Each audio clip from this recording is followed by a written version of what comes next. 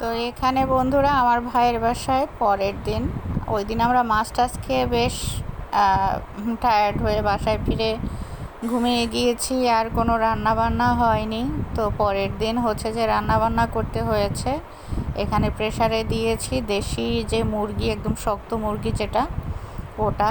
আর ছেলে পান খেয়ে দেয়ে রাত্রবেলা ওরা শুটটুট করে এখানে বসে, সন্ধ্যা হয়ে গিয়েছে, ওরা শুটটুট করে আবার আজকেই বাসায় চলে যাবে। এখানে কিছুতেই থাকা সম্ভব না, কারণ ওরা 3 জন, আর প্রিয়ন্তীর কাজ হচ্ছে ধানমন্ডিতেই।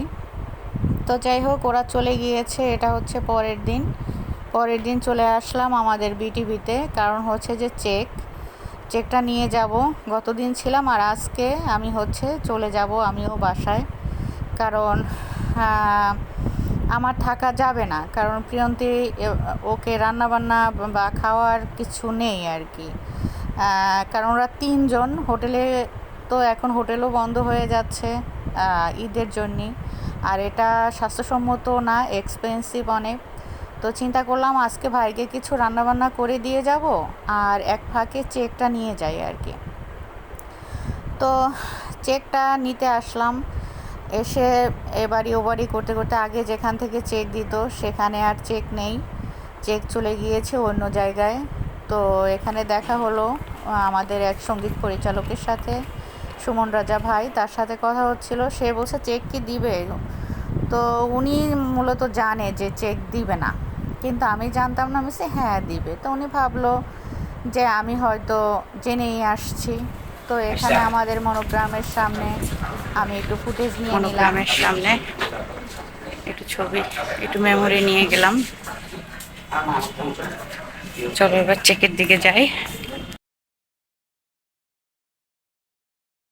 তো যাক, ফুটেজ নিয়ে তারা ছিল, কারণ আমি বাসায় যাওয়ার পর ভাই আবার অফিস যাবে, কারণ একটা বাচ্চা আছে ছোট, ওকে একটু দেখে রাখতে হবে। ভাইয়ের অফিসও আজকে বন্ধ হয়ে যাবে। তো কালকে থেকে আমি রিল্যাক্সে হচ্ছে ওকে রান্না করে দিলে ও বাসায় থাকতে পারবে, আমার আর থাকা লাগবে না। আমি আবার প্রিয়ন্তীর, যেহেতু ঈদের সময় ওর কাজ পড়ে গিয়েছে, অত দূর থেকে এখানে 3 জনার আসা যাওয়া খাওয়া দাওয়া খুবই টাফ হয়ে যাচ্ছিল। আর ঈদের সময় না, মানে কন্টেন্ট ক্রিয়েটারদের একটু কাজ বেশিই পড়ে যায়। তো আমি চিন্তা করলাম আজকে সব রান্না টান্না করে দিয়ে, আজকে ভাইয়ের অফিস শেষ দিন, আজকে চলে যাব। তো সেই মোতাবেক টেলিভিশনে চেকের রুমে গেলাম, বললো এখানে এখন আর নেই, অন্য জায়গায় শিফট হয়েছে, কারণ আমাদের বিটিভি তো পুড়িয়ে ফেলেছে। তো এখন হচ্ছে যে রুম টুম সব ওলট পালট হয়ে গেছে। তো প্রথমে দোতলায় ছিল, দোতলায় নেই, তিনতলায় গিয়ে এরম উরম করতে করতে করতে করতে দেন হচ্ছে গেলাম, যে শুনি যে আমাদের চেক হচ্ছে জুনের পরে আসবে, কারণ বাজেটের পরে। এই চেকটা কিন্তু নভেম্বরে যে আমি হামনাত করেছি, আর সঙ্গীতার চেক যে ডিসেম্বরে করেছি, এখন পর্যন্ত আসেনি। তো এই হচ্ছে আমাদের পৃথিবীর অবস্থা আর কি।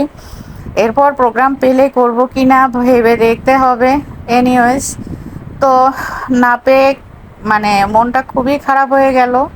তবে স্বস্তি এতটুকুই, যদি ধানমন্ডি থেকে আসতাম তাহলে আমার গাড়ির তেল অথবা সিএনজি ভাড়া 600 টাকা যেত, 300 300 600 টাকা।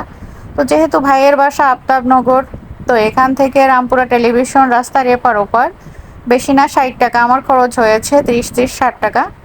তো এই এজন্যে আর কি একটু স্বস্তি, কিন্তু মনটা খুবই ভারাক্রান্ত যে কেন পাবো না আমাদের মানে চেকটা আর কি।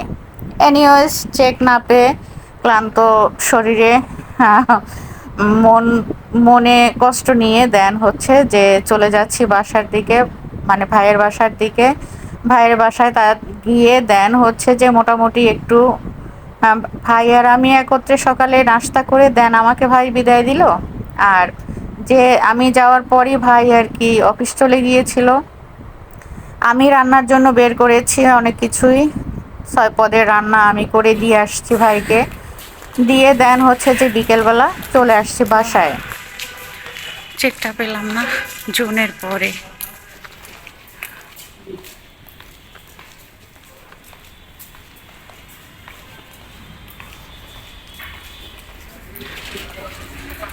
জুনের পরে পাওয়া যাবে, তো এটা জেনে আসলে ভালো হতো। ভাগ্য ভালো বাসা থেকে আসি নাই, মানে দীপুর বাসা থেকে আসছে। তো এই একটা মানুষ সান্ত্বনা, জুনের পরে, অর্থ বছরের পরে, বাজেটের পরে দেন দিবে। চলো। তো বাসায় আসবো এটা আমার বর জানতো না, তো ওনাকে আমি বলে দিছি ফোনে যে বাসায় যেতেই হবে, বাচ্চা যেহেতু বাচ্চা আমাকে ফোন দিয়ে বলছে আম্মু আজকে আমি দুপুরে একটা বনরুটি খেয়েছি। ওই পাউরুটি পাওয়া যাচ্ছে না, কারণ হচ্ছে যে ওই যে কোরবানি তো সব বন্ধ হয়ে গিয়েছে বেকারি, এই আর কি। তো এগুলো শুনলে কার না খারাপ লাগে। তো ভাই তো আসতে দিবেই না, কথা ছিল 7 দিন 8 দিন থাকবো। তো বিড়ালটাকে গত কালকে রাত্রেই আর কি ছেলেদের কাছে পাঠিয়ে দিলাম, পাঠিয়ে দিয়ে দেন হচ্ছে আজকে চলে যাচ্ছি বাসায়।